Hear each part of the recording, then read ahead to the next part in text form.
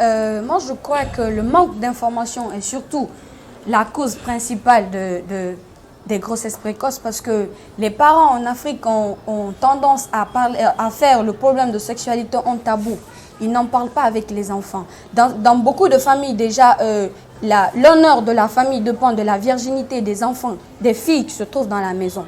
Mais comment est-ce que tu peux exiger à ton enfant de se marier vierge sans lui expliquer ce que ça implique en fait? Quand tu demandes 99% des filles de la classe, là, quand elles ont vu leurs règles, la première réaction de leurs parents, elles ne vont pas t'expliquer quelque chose de très joli. Elles vont te dire que les parents leur ont effrayé, leur ont dit à partir de l'instant que tu as commencé à avoir tes règles, quand tu touches les garçons, tu vas tomber enceinte, quand tu fais ci, quand tu fais ça.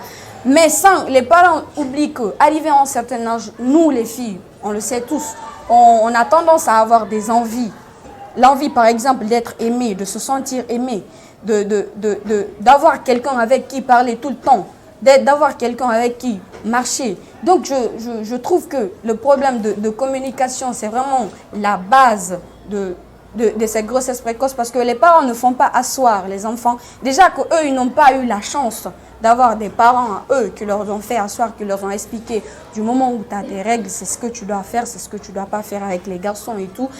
Ils ne peuvent pas aussi le dire aux enfants parce qu'ils considèrent toujours que c'est tabou. Les écoles, on va dire que les écoles ne parlent pas plus de sexualité. Ils se limitent, ils se disent que non, quand on parle de sexualité aux enfants, on est peut-être en train de leur apprendre à faire le sexe, mais ce n'est pas le cas. On n'apprend pas les enfants à faire le sexe, on leur apprend à se protéger. Comment faire pour ne pas tomber enceinte? Tu dis à ton enfant d'éviter la grossesse, mais tu ne lui dis pas quoi faire pour l'éviter. Donc je trouve que le problème de communication, c'est vraiment quelque chose d'important. Moi, personnellement, j'ai eu une maman qui a toujours été là pour moi parce que la plupart de mes amies, quand qu'elles sont là en train de m'expliquer, la première fois qu'elles ont vu leurs règles, leur maman leur a sûrement dit quand tu fais ceci, tu vas tomber enceinte. Non, moi déjà, je connaissais ce que c'était les menstrues avant que je ne voie mes menstrues en fait. Est-ce qu'on peut applaudir pour la maman de